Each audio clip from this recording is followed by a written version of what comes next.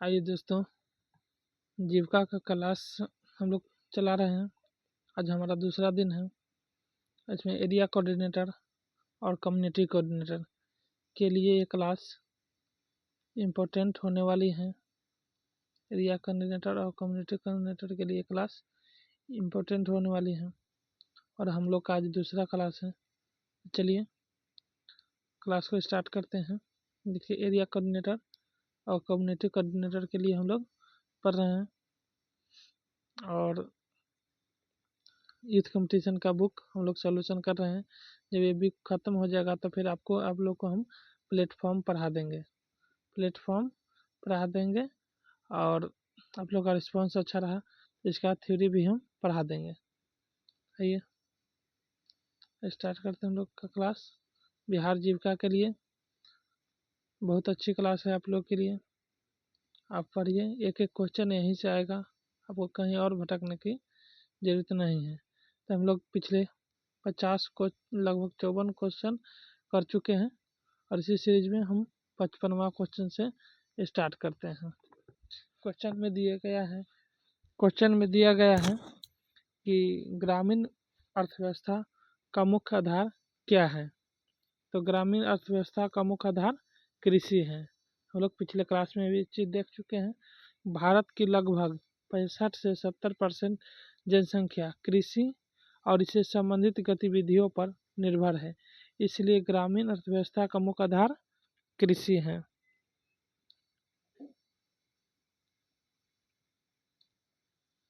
ग्रामीण अर्थव्यवस्था की सबसे बड़ी विशेषता कौन सी है? तो कृषि पर निर्भरता। ग्रामीण अर्थव्यवस्था की सबसे बड़ी विशेषता क्या है?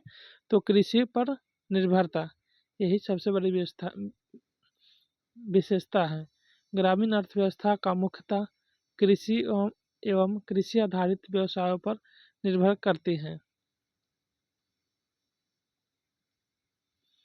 भारत में ग्रामीण जनसंख्या का प्रतिशत लगभग कितना है? तो 65%। ग्रामीण जनसंख्या का प्रतिशत कितना है? तो 65 से 70 है।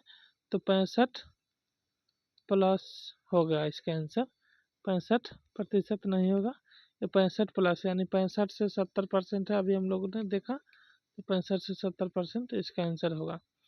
चलिए, 2011 की जनगणना के अनुसार भारत की लगभग 68.8% जनसंख्या ग्रामीण क्षेत्रों में निवास करती है। इतनी बड़ी ग्रामीण आबादी के कारण भारत की अर्थव्यवस्था का स्वरूप भी कृषि प्रधान एवं ग्रामीण संरचना वाला है और 68% जनसंख्या तो ग्रामीण क्षेत्र में निवास करती है, लेकिन 65 से 70% जनसंख्या जो है कृषि पर आधारित है। और कृषि पर आधारित होने, देखिए ग्रामीण क्षेत्र के ही लोग, जितने जो ग्रामीण क्षेत्र के लोग हैं वही तो कृषि करते हैं। शहरी क्षेत्र के लोग तो लगभग न के बराबर कृषि करते हैं। तो ग्रामीण क्षेत्र के लोग लगभग 65 से 70% कृषि पर आधारित है और 68% जो है ग्रामीण जनसंख्या है। तो वही समझ लीजिए कि ग्रामीण संख्या तो लगभग पूरी ही कृषि पर आधारित होती है और शहरी कुछ मिलाकर 65 से 70% पूर जाएगा। ग्रामीण जनसंख्या का स्वरूप कैसा है? तो अविकसित एवं कृषि प्रधान। ग्रामीण अर्थव्यवस्था का स्वरूप क्या है? तो अविकसित है। ग्रामीण अर्थव्यवस्था अभी तक विकसित नहीं। देखिए, इंडिया तो विकासशील देश है, यह हम सब लोग जानते हैं कि इंडिया जो है विकासशील देश है। इंडिया विकासशील देश है। अब विकासशील देश होने के कारण हम लोग कृषि प्रधान देश हैं और अविकसित ग्रामीण अर्थव्यवस्था है। अगर विकसित रहता तभी तो विकसित होता ना गांव, लेकिन विकासशील है तो हम लोग का जो है अर्थव्यवस्था अविकसित है। ग्रामीण अर्थव्यवस्था की प्रमुख विशेषता यह है कि यह अभी भी पूरी तरह से विकसित नहीं है, कृषि पर आधारित है। यहाँ उत्पादन तकनीक आधुनिक नहीं है, पूंजी का अभाव है, शिक्षा एवं स्वास्थ्य जैसी सुविधाएं भी सीमित है यानी नहीं है। यही कारण है कि इसे अविकसित या कृषि प्रधान अर्थव्यवस्था कहा जाता है। ग्रामीण अर्थव्यवस्था में आय का मुख्य स्रोत क्या है? तो कृषि और पशुपालन। कृषि और पशुपालन से ही मुख्यतः आय होता है, यानी आय का मुख्य स्रोत क्या माना जाता है? कृषि और पशुपालन।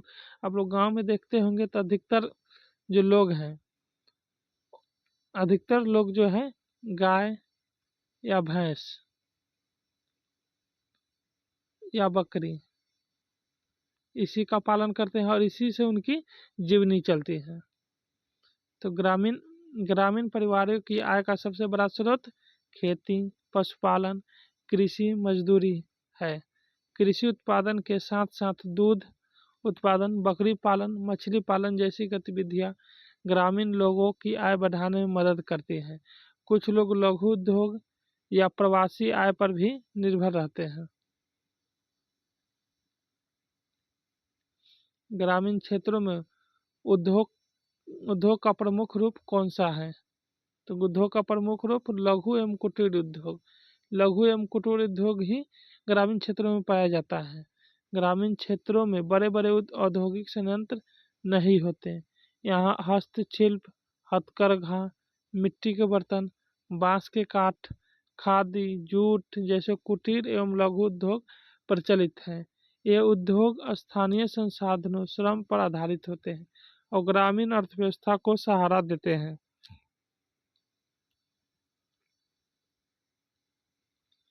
ग्रामीण अर्थव्यवस्था में श्रम का स्वरूप कैसा होता है? तो असंगठित और अकुशल। ग्रामीण अवस्था में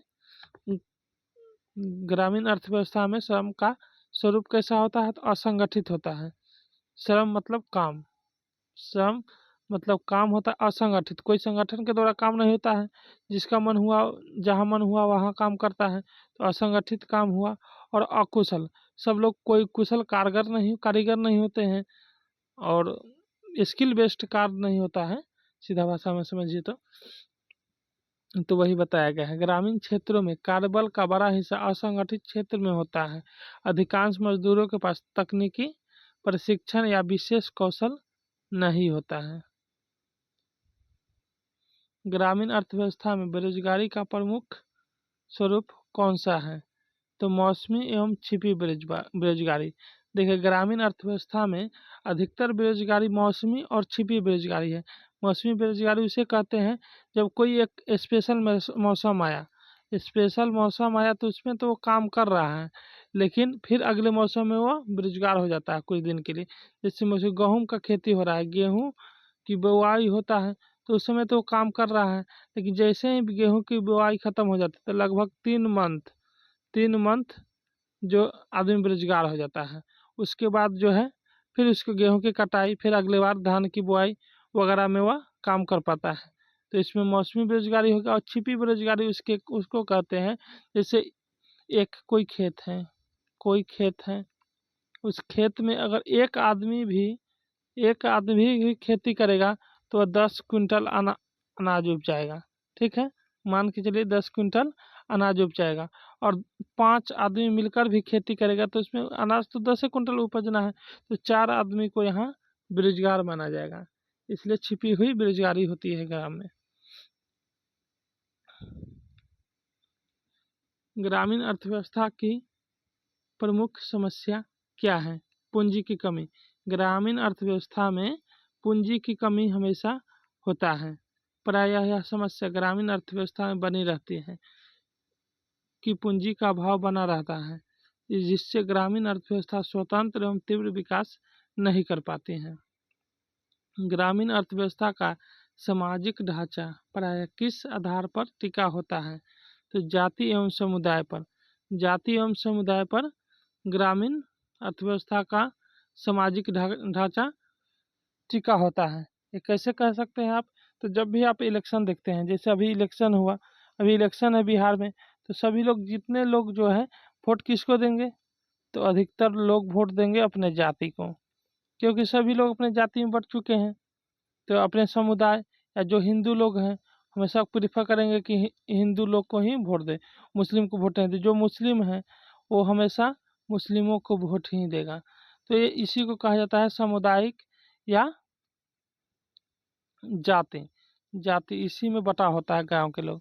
तो अधिकतर जो अर्थव्यवस्था का सामाजिक ढांचा जाति एवं सामुदायिक होता है।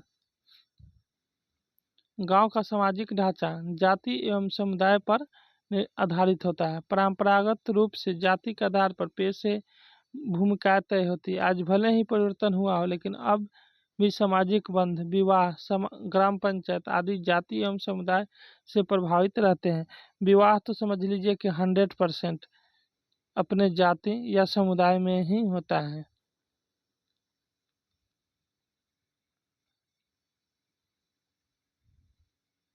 ग्रामीण अर्थव्यवस्था में अधिकतर लोग किस प्रकार की आय पर निर्भर रहते हैं? तो अस्थायी मजदूरी। गांव के लोग हमेशा अस्थायी मजदूरी से जूझते हैं। कोई अस्थायी मजदूरी इनके पास नहीं होता है।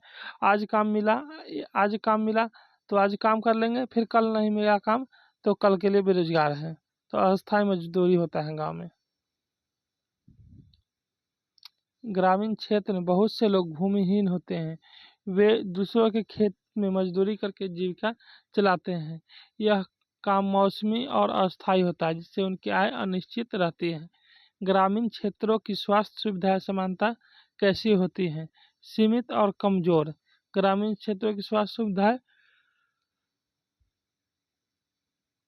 कैसी होती है? तो सीमित और कमजोर होती हैं। हालांकि अब तो सरकार स्वास्थ्य सुविधा पर काम कर रही है, तो सरकारी अस्पताल में भी सुविधाएं काफ़ी बढ़ गई है। सुविधाएं अभी भी काफ़ी बढ़ रही है।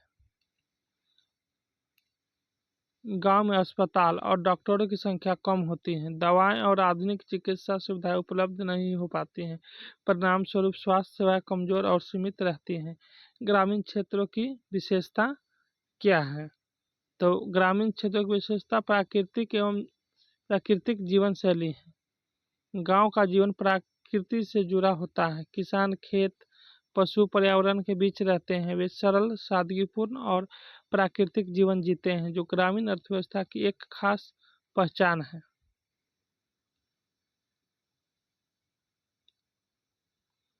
ग्रामीण अर्थव्यवस्था की एक प्रमुख सामाजिक आर्थिक विशेषता क्या है? तो आत्मनिर्भर एवं पारंपरिकता। ग्रामीण अर्थव्यवस्था की एक प्रमुख सामाजिक आर्थिक विशेषता क्या है? तो आत्मनिर्भरता और पारंपरिकता। ग्रामीण अर्थव्यवस्था में परंपरागत उत्पादन पद्धति, परिवहन, पारिवारिक श्रम पर आधारित कार्य एवं आत्मनिर्भरता देखने को मिलती है। ग्रामीण अर्थव्यवस्था में रोजगार स्वरूप कैसा होता है? तो रोजगार स्वरूप मौसमी होता है। मौसमी रोजगार स्वरूप होता है। ग्रामीण अर्थव्यवस्था में रोजगार मौसमी आधारित कृषि प्रणाली पर निर्भर करता है। इसी कारण ग्रामीण अर्थव्यवस्था में रोजगार का स्वरूप मौसम में है। ग्रामीण क्षेत्र में आय का स्तर कैसा होता है? तो ग्रामीण क्षेत्र में आय का स्तर बहुत ही कम होता है। ग्रामीण क्षेत्र की आय नगरीय क्षेत्रों की तुलना में बहुत ही कम होती है। इसका कारण है कृषि पर अत्यधिक निर्भरता, मौसमी रोजगार, पूंजी एवं तकनीक की कमी। ग्रामीण अर्थव्यवस्था की असमानता का कारण क्या है? उपरोक्त सभी। भूमि का असमान बंटवारा, शिक्षा में असमानता, अवसरों की कमी। ग्रामीण अर्थव्यवस्था में असमानता में गहरी है। ग्रामीण अर्थव्यवस्था में असमानता बहुत ज़्यादा है, असमानताएं पाई जाती हैं। कुछ परिवारों के पास अधिक भूमि है, जबकि अधिकांश के पास भूमिहीन है। इसके पास रहने लायक भी भूमि नहीं है, किसी के पास बहुत अधिक भूमि है। तो एक असमानता तो ये हुआ।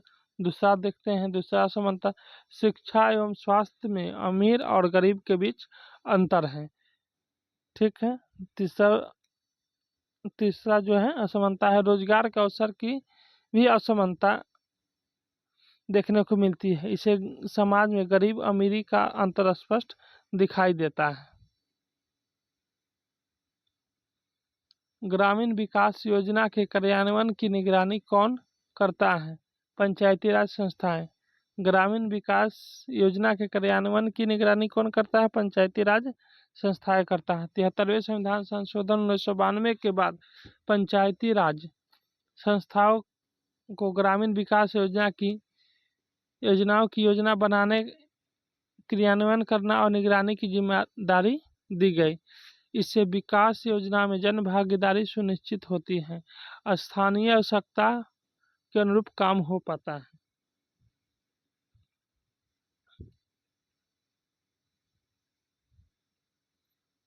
ग्रामीण महिला सशक्तिकरण हेतु कौन सा कार्यक्रम चल रहा है?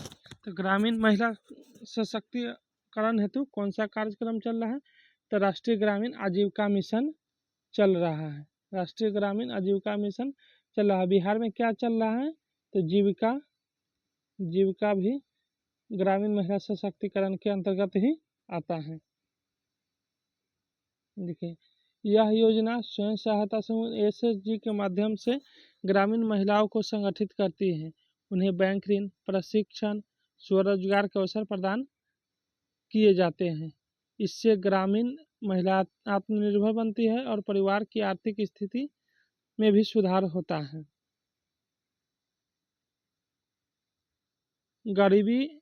ग्रामीण गरीबी उन्मूलन के लिए प्रारंभिक समय में कौन सी योजना लाई गई थी?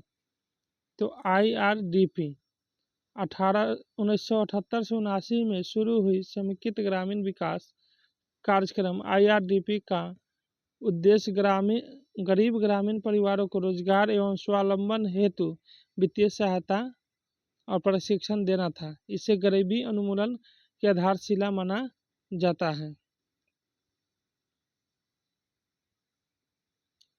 किसानों की सीधी आय सहायता देने वाली योजना कौन सी है? तो PM किसान सम्मान निधि योजना किसानों की सीधी वित्तीय सहायता, इसको आय सहायता की जगह अगर वित्तीय सहायता कहा जाए तो ज़्यादा अच्छा होगा। वित्तीय सहायता देने वाली योजना कौन सी है?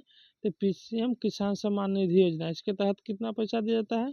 तो 2000 रुपये एक किस्त में दिया जाता है और साल में इसके 3 किस्त आते हैं, यानी टोटल 6000 रुपये एक साल के अंतर्गत PM किसान निधि के तहत दिया जाता है। 2019 में शुरू की गई इस योजना के तहत किसानों को प्रतिवर्ष 6000 रुपये की राशि 3 किस्तों में दी जाती है। यह योजना सीधे किसानों की आय बढ़ाने एवं ग्रामीण अर्थव्यवस्था को सशक्त करने के लिए लाया गया है।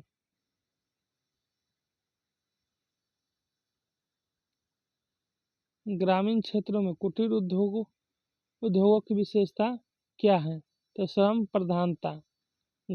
कुटीर उद्योगों जैसे बुनाई, हस्तशिल्प आदि श्रम प्रधान होते हैं, स्थानीय स्तर पर संचालित होते हैं। ग्रामीण अर्थव्यवस्था का बाजार किस प्रकार का होता है? स्थानीय एवं संकुचित होता है। ग्रामीण अर्थव्यवस्था का बाजार किस प्रकार होता है? तो स्थानीय और संकुचित होता है। ग्रामीण क्षेत्रों में उत्पादों का उपभोग स्थानीय स्तर पर ही होता है। बड़े बाजार में इनका सीधा संबंध कम होता है।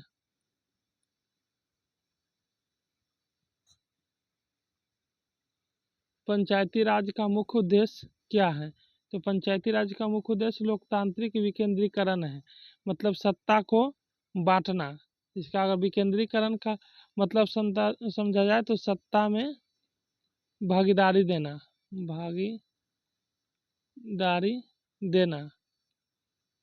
यही विकेंद्रीकरण पंचायती राज का मुख्य उद्देश्य है। लोकतांत्रिक विकेंद्रीकरण करना।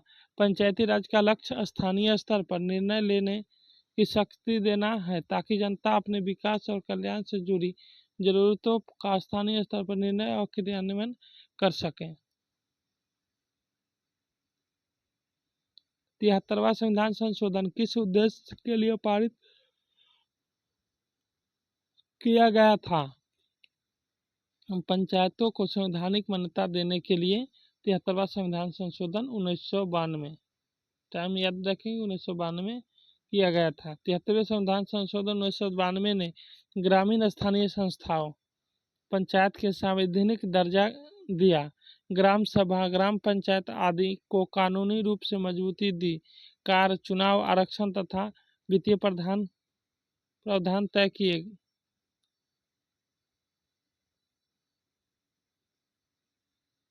पंचायती राज व्यवस्था की कितनी स्तरीय संरचना समानता होती है? तो त्रिस्तरीय संरचना समानता होती है पंचायती राज व्यवस्था की। पारंपरिक रूप से भारत में पंचायती राज 3 स्तर की व्यवस्था होती है। ग्राम पंचायत, त्रिस्तरीय व्यवस्था में कौन कौन सा आता है देख लेते हैं। ग्राम पंचायत, पंचायत समिति और जिला परिषद। याद रखिए, अब बार बार पूछा जाता है कि पंचायत समिति कैसी संरचना है, तो समझ लीजिएगा पंचायत समिति पंचायती राज के अंतर्गत ब्लॉक स्तर की संरचना है, ब्लॉक स्तर का पोस्ट है, यह पंचायत स्तर का नहीं है। एक पंचायत का सामान्य कार्यकाल कितना वर्ष का होता है? 5 वर्ष का एक पंचायत का सामान्य कार्यकाल होता है।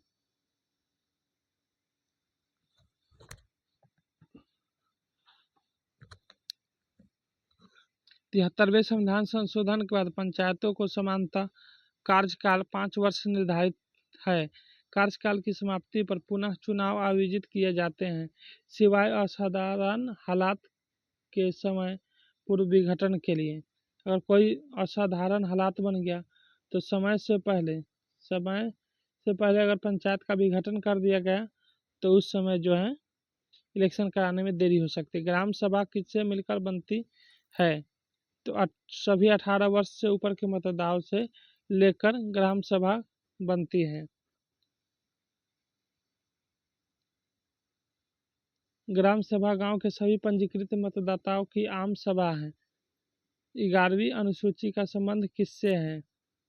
पंचायती राज के कार्यों से। 11वीं अनुसूची का संबंध किससे है? पंचायती राज के कार्यों से। संविधान की 11वीं अनुसूची में पंचायतों को संभावित रूपों में से सौंपे जाने वाले विषयों की सूची दी गई है।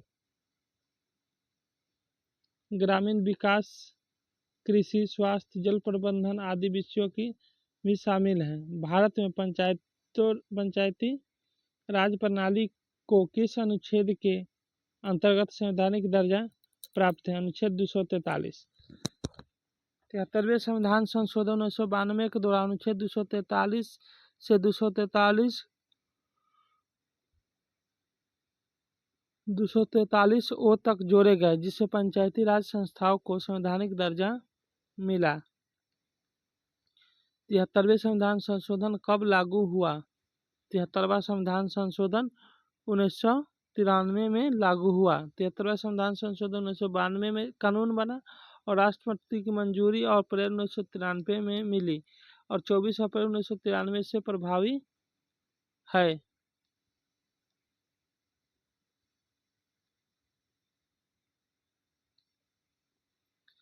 भारत में पंचायती राज व्यवस्था किस समिति की सिफारिश पर लागू की गई? तो बलवंत राय मेहता की समिति की सिफारिश पर पंचायती राज व्यवस्था लागू की गई। 1947 की बलवंत राय मेहता समिति ने त्रिस्तरीय पंचायती राज व्यवस्था, ग्राम पंचायत, पंचायत समिति, जिला परिषद की सिफारिश की थी। इसी के आधार पर 1959 में राजस्थान में प्रथम प्रयोग किया गया इसका। पंचायती राज व्यवस्था का संवैधानिक दर्जा किस संशोधन द्वारा मिला? 73वां संविधान संशोधन द्वारा पंचायती राज व्यवस्था को संवैधानिक दर्जा मिला। 1992 में 73वें संविधान संशोधन से पंचायती राज व्यवस्था को संवैधानिक दर्जा मिला। 24 अप्रैल 1993 को यह लागू हुआ। पंचायती राज किस अनुसूची में शामिल है? डी 11वीं अनुसूची में। पंचायती राज किस अनुसूची में शामिल है? तो 11वीं अनुसूची में शामिल है।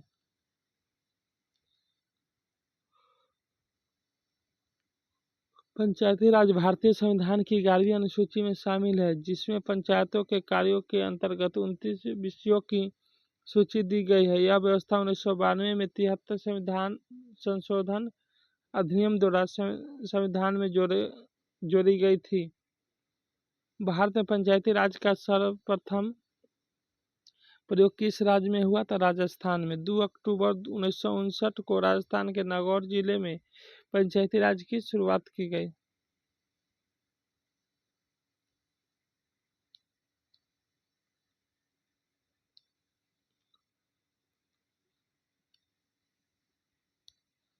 भारत में पंचायती राज का प्रथम प्रयोग किस राज्य में हुआ था? राजस्थान में हुआ था। ग्राम पंचायत का प्रमुख क्या कहलाता है? तो उपरोक्त शब्द प्रधान भी कहलाता है, मुखिया भी कहलाता है, सरपंच भी कहलाता है। ध्यान रखिए तीनों को।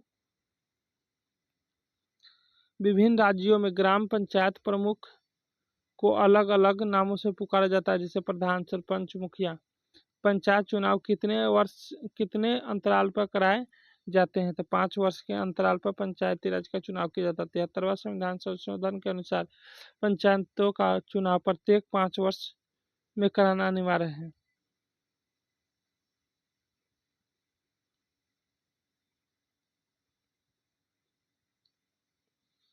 पंचायत चुनाव कौन कराता है? तो पंचायत चुनाव राज्य निर्वाचन आयोग पंचायत चुनाव करवाता है। प्रत्येक राज्य एवं केंद्र शासित प्रदेश के लिए संविधान के तहत गठित राज्य चुनाव आयोग नियमों, नगर पालिकाओं, पंचायत समिति, ग्राम पंचायत, अन्य स्थानीय निकायों के चुनाव के अधिकार के साथ निहित है। राज्य निर्वाचन आयुक्त अपने प्रधान अधिकारियों के माध्यम से ग्राम पंचायत का चुनाव करवाता है।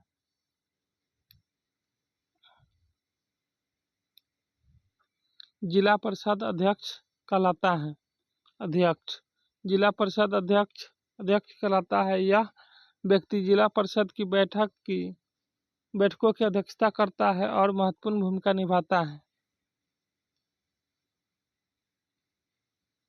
जिम्मेदार जिला परिषद की बैठक की अध्यक्षता करना, बैठकों की तरीकों का अनुमोदन करना, मतभेद होने पर निर्णायक मत देना।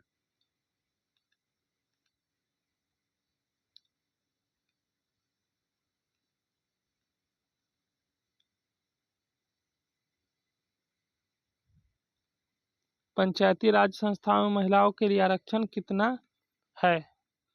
तो 33%। 73वें संविधान संशोधन 1992 यानी लागू हुआ 93 में के तहत अनुच्छेद 243 के माध्यम से अनिवार्य किया गया। पंचायती राज संस्थाओं में महिलाओं के लिए आरक्षण 33% सुरक्षित किया जाना है। हालांकि बिहार समेत 21 राज्यों में इसे बढ़ाकर 50% कर दिया गया है। पंचायती राज व्यवस्था में वित्तीय अधिकार सुनिश्चित करने के लिए किस आयोग की व्यवस्था है?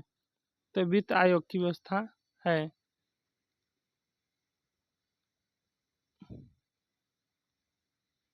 पंचायतों के लिए वित्त व्यवस्था राज्यपाल द्वारा गठित अनुच्छेद 243 आई के तहत राज्य वित्त आयोग करता है। राज्य वित्त आयोग पंचायतों को वित्तीय स्थिति की समीक्षा करता है और संसाधनों का आवंटन पर सिफारिश देता है। पंचायतों को विकास कार्यों के लिए धन मुख्यतः कहाँ से मिलता है? तो उपरोक्त सभी राज्य सरकार भी देता है। पंचायत कर भी होता है, पंचायत में अपना टैक्स भी अलग से लगा सकता है। केंद्र सरकार भी इसको फंड करती है। पंचायतों की आय का स्रोत स्थानीय कर, राज्य वित्त आयोग में अनुदान, केंद्र सरकार की योजना से मिलने वाला फंड होता है। पंचायती राज का मुख्य उद्देश्य क्या है? पंचायती राज का मुख्य उद्देश्य क्या है? तो गांवों का स्वशासन। गांव का स्वशासन ही पंचायती राज का मुख्य उद्देश्य है। गांव में जो भी शासन है वह स्वशासन यानी पंचायती राज मुखिया के अंतर्गत चले। गांधी जी के ग्राम स्वराज की अवधारणा को मूर्त रूप से देने के लिए पंचायती राज लागू किया गया ताकि गांव स्वयं निर्णय ले सकें। पंचायतों को सौंपे गए कार्यों की सूची कहाँ दी गई है? तो 11वीं अनुसूची में पंचायतों को सौंपी गई कार्यों की सूची दी गई है। 11वीं अनुसूची में पंचायतों के लिए 29 विषय सूचीबद्ध है। कृषि, सिंचाई, पशुपालन, ग्रामीण, सड़क, स्वास्थ्य, शिक्षा, सामाजिक न्याय, महिला एवं बाल विकास आदि। पंचायती समिति किस स्तर पर होती है? तभी आपको बताया हमने कि पंचायत समिति जो है खंड या ब्लॉक स्तर की होती है। पंचायत समिति ब्लॉक स्तर पर कार्य करती है। यह ग्राम पंचायत या जिला परिषद के बीच समन्वय कराती है। इसके अधीन कई ग्राम पंचायतें आती है और यह मध्यम स्तर की विकास इकाई है। 74वां संविधान संशोधन किससे संबंधित है निकाय से। नगरीय निकाय से 74वां संविधान संशोधन संबंधित है। जहाँ 73वां संविधान संशोधन पंचायतों से संबंधित, वहीं 74वां संविधान संशोधन 1992 नगरीय निकाय एवं नगर परिषद नगर निगम से संबंधित है। इससे शहरी स्थानीय स्वशासन को संवैधानिक दर्जा मिला। पंचायतों का उल्लेख संविधान के किस अनुच्छेद तक है? तो 243 से 243 ओ तक पंचायतों का उल्लेख किया गया है। 73वें संविधान संशोधन द्वारा संविधान के भाग 9 में अनुच्छेद 243 से 243 ओ जोड़ा गया। यही पंचायतों की परिभाषा, संरचना, चुनाव, आरक्षण, वित्तीय शक्ति आदि सभी का विवरण इसी में है। भारत में पंचायती राज को किस प्रकार की लोकतांत्रिक व्यवस्था कहा जाता है? तो लोकतंत्र कहा जाता है। भारत में पंचायती राज को किस प्रकार की लोकतांत्रिक व्यवस्था कहा जाता है? तो प्रतिनिधित्व लोकतंत्र कहा जाता है। भारत में ग्राम पंचायतों में जनता सीधे निर्णय नहीं लेती, बल्कि अपने प्रतिनिधि यानी प्रधान, सरपंच, मुखिया को चुनती है। इसलिए यह प्रतिनिधि लोकतंत्र का उदाहरण है। भारत में पंचायती राज की स्थापना का उद्देश्य क्या था? भारत में पंचायती राज की स्थापना का उद्देश्य किया था तो ग्रामीण प्रशासन को स्थानीय स्तर पर देना। ग्रामीण प्रशासन को स्थानीय स्तर पर देना पंचायती राज का मुख्य उद्देश्य था। पंचायती राज का मूल उद्देश्य था लोकतंत्र को गांव तक पहुंचाना, ग्रामीण जनता को विकास एवं प्रशासन में भागीदार बनाना, स्थानीय समस्या का स्थानीय स्तर पर समाधान करना। पंचायती राज व्यवस्था का नारा क्या है? ग्राम स्वराज। ग्राम स्वराज शब्द किसने दिया? तो महात्मा गांधी ने। महात्मा गांधी ने ग्राम स्वराज शब्द दिया था। महात्मा गांधी ने ग्राम स्वराज का सपना देखा था, यानी कि हर गांव अपनी जरूरतों को खुद फैसला करे और आत्मनिर्भर बने। इसी विचार को आगे बढ़ाते हुए पंचायती राज को लागू किया गया। 73वें संविधान संशोधन ने संविधान में कौन सा भाग जोड़ा? तो बी, 9वां भाग जोड़ा। 73वें संविधान संशोधन ने संविधान में 9वां भाग जोड़ा। अनुच्छेद 243 से 243 ओ तक जोड़ा। भाग 9 विशेष रूप से ग्रामीण स्थानीय निकायों के लिए है। शहरी निकाय हेतु अलग से भाग 9 क है। शहरी निकाय के लिए अलग से भाग 9 है, जो 74वें संविधान संशोधन द्वारा जोड़ा गया। ग्राम सभा को संवैधानिक परिभाषा किस अनुच्छेद में है? ग्राम सभा की संवैधानिक परिभाषा किस अनुच्छेद में है? तो अनुच्छेद 243 बी में है। 243 ए में क्या है कि ग्राम सभा का गठन किया जाएगा, इसमें गठन है। और 243 बी में ग्राम सभा की संवैधानिक परिभाषा दिया गया है। अनुच्छेद 243 बी के अनुसार ग्राम सभा उन सभी व्यक्तियों की आम सभा है जो किसी ग्राम में मतदान सूची में पंजीकृत है। यह ग्राम पंचायत की जवाबदेही का आधार है और स्थानीय योजना और लाभार्थियों की स्वीकृति देती है। PESA अधिनियम 1996 का संबंध क्या है? तो ये क्वेश्चन आप लोगों के लिए HW में के लिए रहा और इसका आंसर आप लोग कमेंट में जरूर बताइएगा। कमेंट में इसका आंसर आप लोग बताइएगा। जब हम नेक्स्ट क्लास लेकर आएंगे तो इसका आंसर आपको हम बता देंगे। और चैनल को सब्सक्राइब कर लीजिएगा।